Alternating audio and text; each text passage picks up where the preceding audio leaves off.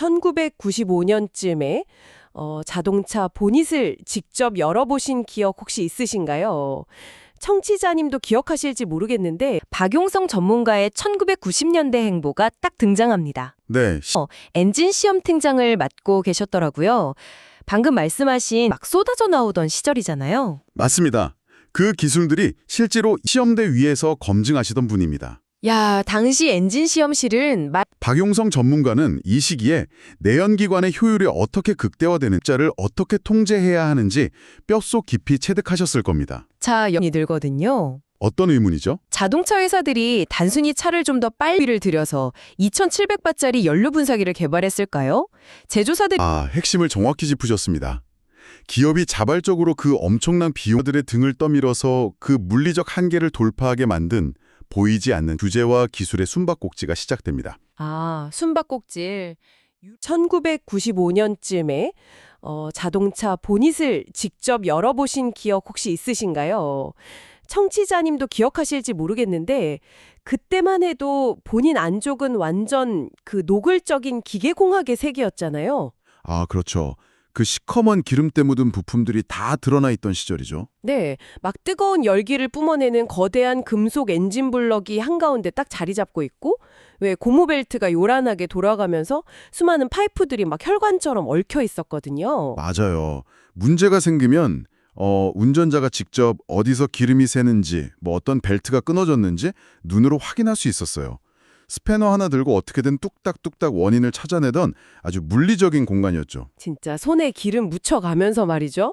근데 요즘 최신 전기차 보닛을 열어보면 완전히 딴판이더라고요. 완전히 다르죠. 그냥 매끈한 플라스틱 덮개로 꽉 막혀 있거나 네, 아니면 그냥 짐 싣는 프렁크 공간이 전부잖아요.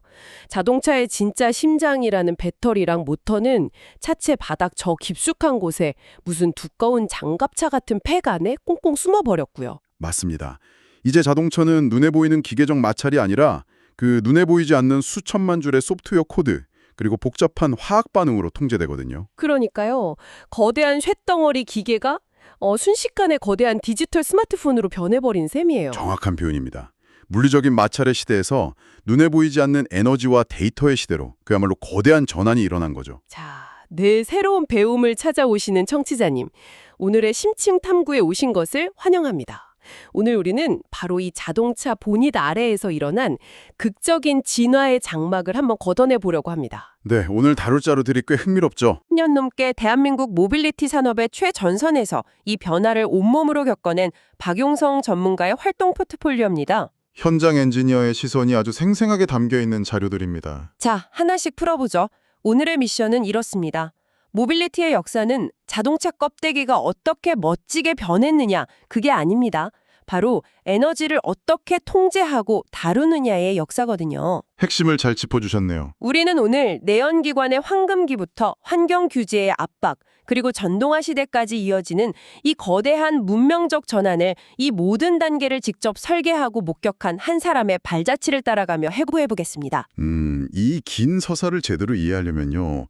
일단 모빌리티를 굴러가게 만드는 에너지, 그 에너지의 밀도가 어떻게 변해왔는지부터 짚고 넘어가야 합니다. 에너지 밀도요? 네. 인류가 오랫동안 말이나 소, 아니면 사람의 근육력에 의존했잖아요. 근데 이건 당연히 속도나 거리에 한계가 명확했죠. 아무래도 생물이다 보니 지치니까요. 그렇죠. 그러다가 석탄을 태워서 물을 끓이는 증기기관이 등장하면서 마침내 기계가 근육을 대체하기 시작합니다. 증기기관차의 시대. 근데 증기기관은 덩치가 산만하잖아요. 자동차에 넣기엔 너무 무겁고 비효율적이지 않았나요? 정확히 그 지점입니다. 증기기관 연료율이 기껏해야 한 5에서 10% 수준이었어요. 게다가 작동시키려면 옆에서 계속 석탄을 퍼넣어야 했고요. 자동차 타면서 삽질을 할 수는 없잖아요. 그렇죠. 그래서 진짜 모빌리티 혁명은 세 번째 에너지, 즉 석유 기반의 내연기관이 등장하면서 폭발하게 됩니다. 우리가 잘 아는 가솔린과 디젤 엔진이죠. 석유는 액체니까 아무래도 싣고 다니기 편했겠네요. 맞아요. 액체 상태인 석유는 에너지가 엄청나게 응축되어 있어서 탱크에 찰랑찰랑 채워 다니기 좋았고 열 효율도 20에서 40%까지 껑충 뜁니다. 오, 40%까지요? 네, 이 효율 덕분에 자동차 대량 생산이 가능해졌고 비로소 인류의 이동의 민주화가 이루어진 겁니다. 잠깐만요. 20%에서 40%로 효율이 올랐다는 게 말로는 되게 쉬워 보이는데요. 이게 단순히 뭐 고급 휘발유 쓴다고 그렇게 된 건 아닐 거잖아요. 엔진 내부에서 기계적으로 어떤 마법을 부렸길래 효율이 2배나 뛴 건가요? 여기서 흥미로운 점은 내연기관이라는 이 기계가 무려 140년 동안이나 끊임없이 초정밀 제어 시스템으로 고도화되었다는 사실입니다. 140년이요? 와. 가솔린 엔진의 진화를 예로 들어보죠. 초기에는 기화기라는 장치를 썼어요. 혹시 분무기 아시죠? 네네, 칙칙 뿌리는 거요. 딱 그 원리입니다. 바람이 불면 분무기에서 물이 뿜어져 나오듯이 엔진으로 공기가 빨려 들어가는 힘을 이용해서 연료를 대충 섞어 넣는 방식이었어요. 아, 그냥 대충 물리적인 힘으로 빨려 들어가게 둔 거군요. 그럼 당연히 낭비되는 연료가 많았겠네요. 엄청났죠. 엔진이 원하지 않을 때도 연료가 막 들어가니까요. 아, 그래서 옛날 차들 보면 뒤에서 매연도 막 펑펑 나오고 옆에 지나가면 기름 냄새도 엄청 심했던 거군요. 네, 맞습니다. 그러다가 엔지니어들이 이걸 전자제어식 연료 분사, 즉 EFI나 MPI 방식으로 진화시킵니다.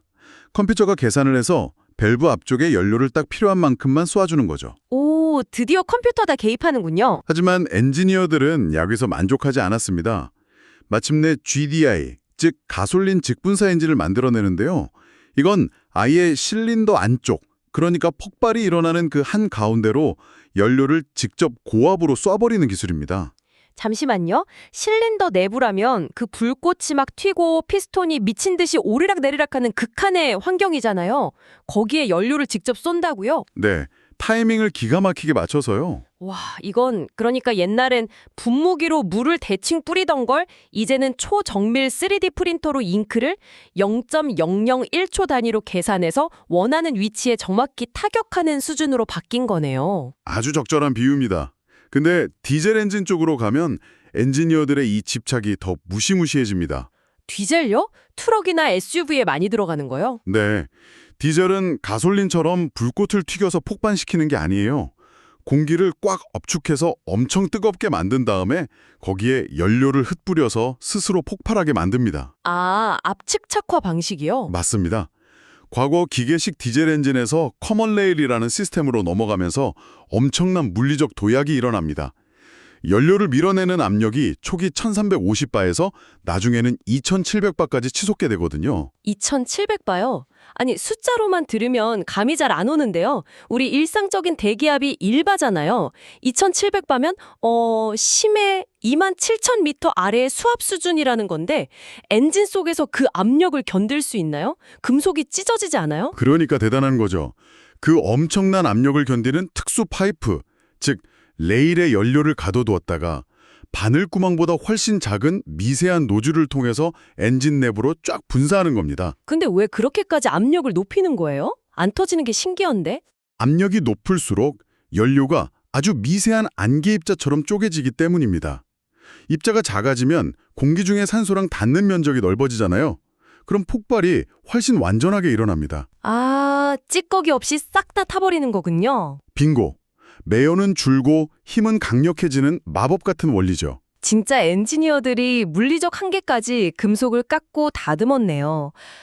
여기서 오늘 다루는 자료의 핵심 인물, 박용성 전문가의 1990년대 행보가 딱 등장합니다. 네, 시기가 딱 맞아떨어지죠? 이분이 당시 자동차 안전연구원, 즉 KTRI에서 엔진 시험 팀장을 맡고 계셨더라고요.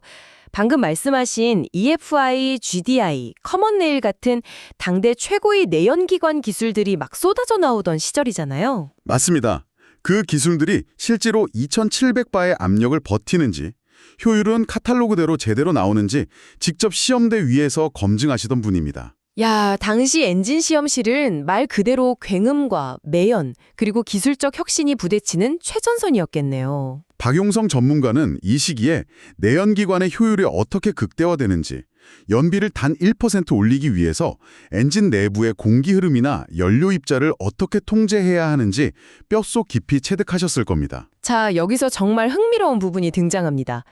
이야기를 쭉 듣다 보니까 문득 이런 의문이 들거든요. 어떤 의문이죠? 자동차 회사들이 단순히 차를 좀 더 빨리 달리게 만들려고 혹은 고객들 기름값 아껴주려고 그 천문학적인 연구비를 들여서 2,700바짜리 연료 분사기를 개발했을까요? 제조사들 입장에선 굳이 그렇게까지 극한으로 복잡하고 비싸게 만들 필요가 없었을 텐데요. 아, 핵심을 정확히 짚으셨습니다. 기업이 자발적으로 그 엄청난 비용과 시간을 투자했을 리가 없죠. 그렇죠. 분명히 뭔가 압박이 있었을 것 같아요. 엔지니어들의 등을 떠밀어서 그 물리적 한계를 돌파하게 만든 보이지 않는 채찍이 있었습니다.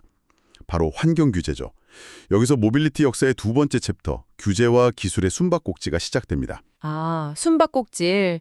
유럽의 유로 배출가스 규제가 그 중심에 있죠? 네, 맞습니다. 1992년에 도입된 유로 1 규제부터 시작하는데요. 이때 처음으로 매연을 거르는 촉매 장치가 의무화됐고 갈수록 기준이 정말 혹독해집니다. 발계가 올라갈수록 턱이 높아지잖아요. 특히 유로 3와 유로 4를 거치면서 디젤 엔진 앞에는 거대한 장벽이 세워집니다. 미세먼지를 걸어내는 DPF, 그리고 질소 산화물을 없애는 SCR이라는 장치를 반드시 달아야만 차를 팔 수 있게 된 거예요. 안 달면 아예 판매 금지니까 무조건 달아야 했겠네요. 네, 이 장치들로 유해 물질을 무려 90% 이상 줄여야만 했습니다. 90%요? 와, 저도 요새 도로에서 그 요소수 넣는 디젤차들 자주 보거든요. 이게 단순히 무슨 거름망이나 필터 같은 걸로 걸러내는 건가요? 어떻게 90%나 찌꺼기를 없앨 수 있죠? 이게 단순한 필터가 아닙니다. 물리와 화학의 교양고기에 가깝다고 보시면 돼요. 교양곡이요? DPF 내부를 현미경으로 들여다보면 아주 미세한 벌집 모양의 세라믹 구조로 되어 있습니다. 배기가스가 이 좁은 미로를 통과하면서 매연 입자들이 벽에 끈적하게 달라붙어요. 네네, 그럼 그 찌꺼기가 꽉 차면 어떡해요? 막히잖아요. 그래서 놀라운 기술이 들어갑니다. 찌꺼기가 꽉 차면 엔진이 스스로 연료를 조금 더 태워서 배기가스 온도를 600도 이상으로 확 올려버립니다. 600도요? 주행 중에요? 네, 그 열로 필터에 낀 찌꺼기를 말 그대로 싹 태워버리는 겁니다. 이걸 재생 과정이라고 부르죠. 와, 차 밑에서 용광로가 돌아가고 있었네요. 그럼 SCR은요? 요소수는 왜 넣는 거예요? SCR은 화학 반응을 씁니다. 배기가스에 암모니아 성분인 요소수를 칙칙 뿌려주면 인체에 아주 치명적인 독성 가스인 질소산화물이 화학 반응을 일으킵니다. 아하. 그래서 완전히 무해한 물과 질소로 변해서 배기구를 빠져나가게 되는 거죠. 세상에. 엔진 내부에서 2700바로 폭발시키는 것도 모자라가지고 배기구 쪽에서는 600도로 찌꺼기를 태우고 화학 약품 뿌려서 가스를 정화하고 있었네요. 정말 엔지니어들의 눈물겨운 노력인데. 근데 자료를 보면 규제는 여기서 멈추지 않더라고요. 네, 규제 당국이 아주 독을 품었죠. 유로 5부터는 배출가스의 총량을 넘어서 미세먼지의 개수, 즉 PN까지 세기 시작해요. 파티클 넘버. 규제 당국이 현미경을 들이댄 겁니다. 기술이 워낙 발전해서 미세먼지 입자가 눈에 보이지 않을 만큼 작아지니까 저울로 무게를 재는 것만으로는 규제가 불가능해진 거예요. 아, 너무 가벼워서 무게가 안 나오니까요. 맞습니다. 그래서 아주 미세한 입자가 몇 개 나오는지 그 개수 자체를 제한해버린 겁니다. 그리고 대망의 유로6에 이르면 모빌리티 업계를 완전히 뒤흔든 가장 강력한 폭탄이 떨어집니다. 드디어 올 것이 왔군요. 바로 실도로 배출가스 시험 RDE가 도입된 겁니다. RDE요? 그러니까 실험실에서 롤러 위를 얌전하게 달릴 때 측정하는 게 아니라 차에다 기계 달고 실제로 도로에 나가서 검사하겠다는 거군요. 네, 실전 테스트죠. 와, 이건 자동차 회사들 입장에서 완전 악몽이었겠는데요. 실험실은 온도나 습도가 딱 맞춰져 있지만 실제 도로는 에어컨도 빵빵하게 켜야 하고 언덕도 막 올라가야 하고 또 갑자기 브레이크도 확 밟아야 하잖아요. 그렇습니다.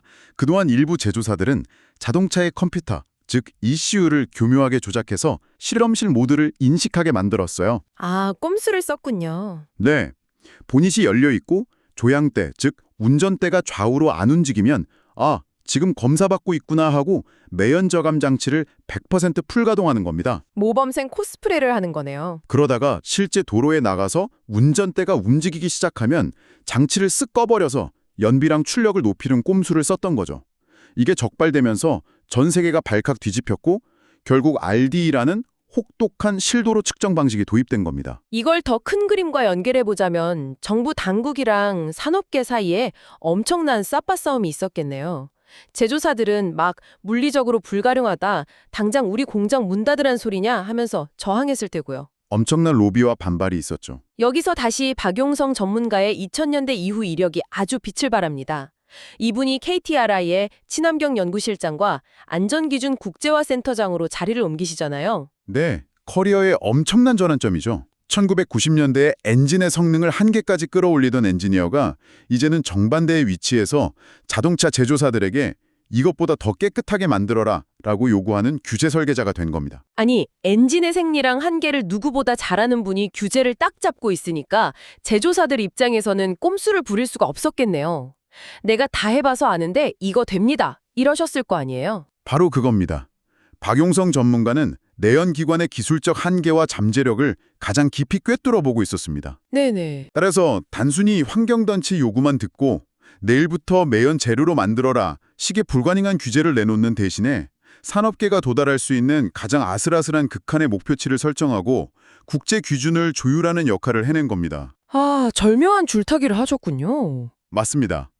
결국 규제가 산업을 죽인 게 아니라 오히려 혹독한 환경이 35년간 유해 물질을 95%나 줄이는 강력한 혁신의 동력으로 작용한 것이죠. 하지만 여기서 엔진의 화려한 서사는 거대한 벽에 부딪힙니다.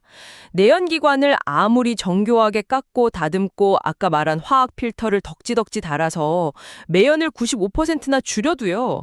결국 석유를 태우면 탄소가 나온다는 그 연력학적 진실은 바꿀 수가 없잖아요. 피할 수 없는 물리법칙이죠. 네, 기후위기와 탄소 중립이라는 거대한 시대적 요구 앞에서는 그 남아있는 5%의 배출량조차 용납할 수 없는 시대가 와버렸습니다. 이 대목에서 중요한 질문이 하나 생깁니다.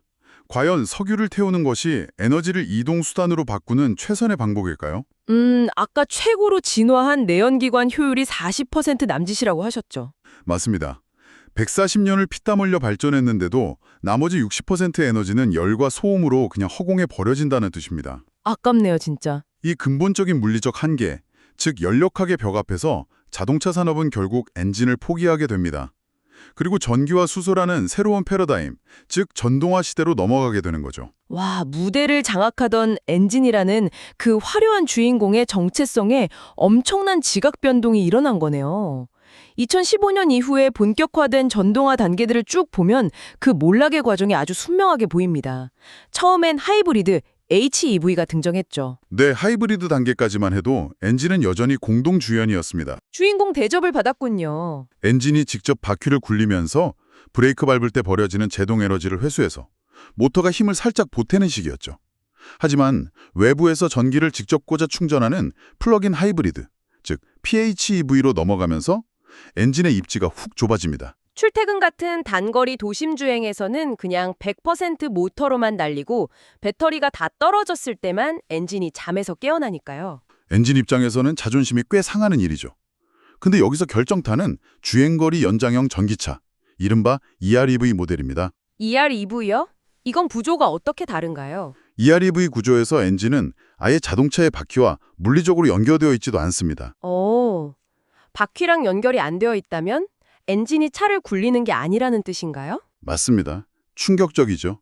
엔진은 그저 트렁크나 보닛 한 구석에 조용히 막혀서 배터리에 전기를 채워 넣기 위해 발전기만 왱왱 돌릴 뿐입니다. 아, 차를 움직이는 구동 원으로서의 지위는 전기 모터한테 100% 넘겨주고 자신은 그저 기름을 태워서 전기를 생산하는 보조장치로 신분이 전락해버린 거네요.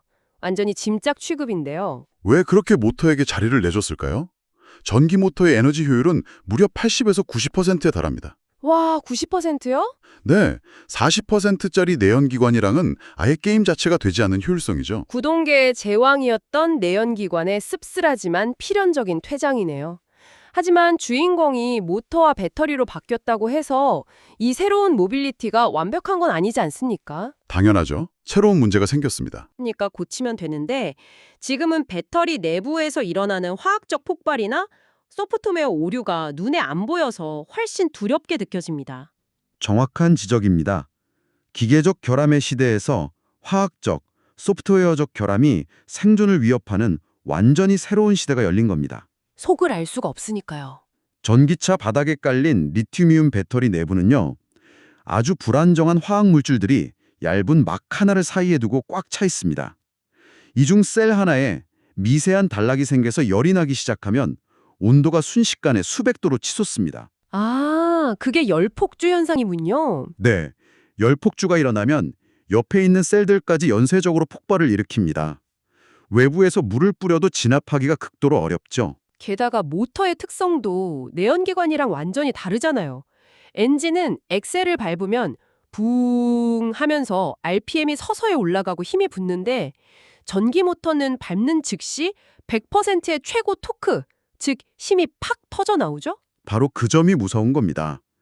사람이 실수로 엑셀을 브레이크로 착각해서 밟는 순간 내연기관 차와는 비교도 안 되는 엄청난 속도로 총알처럼 튕겨나가는 겁니다. 아하. 이른바 페달 오조작 사고의 파급력이 전동화 시대에 훨씬 더 치명적인 이유가 바로 그것입니다. 여기서 박용성 전문가의 2015년 이후 세 번째 행보를 보면 정말 무릎을 탁 치게 됩니다. 흐름이 절묘하게 이어지죠. 네, 1990년대 가솔린 엔진을 테스트하던 기계 엔지니어가 2010년대 환경교제 전문가를 거쳐서 이제는 전기차 배터리 열폭주와 소프트웨어 안전을 다루는 전동화 시대의 최전선 사령관이 되셨어요. 그분의 최근 활동 내역을 보면 모빌리티의 현재 가장 아픈 곳이 또 취약한 곳이 어디인지 정확히 알 수 있습니다.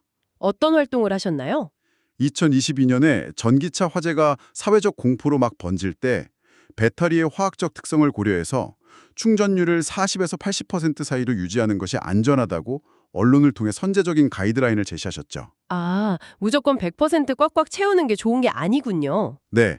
그리고 2024년에는 아까 말씀하신 차량 급발진을 막기 위한 페달 오조작 방지 시스템 특허 개발에도 직접 참여하셨습니다. 단순히 배터리를 용량 크게 잘 만드는 걸 넘어서 BMS, 즉 배터리 관리 시스템이 실시간으로 배터리 상태를 모니터링해야 한다고 강력히 제언하신 것도 같은 맥락이네요. 네.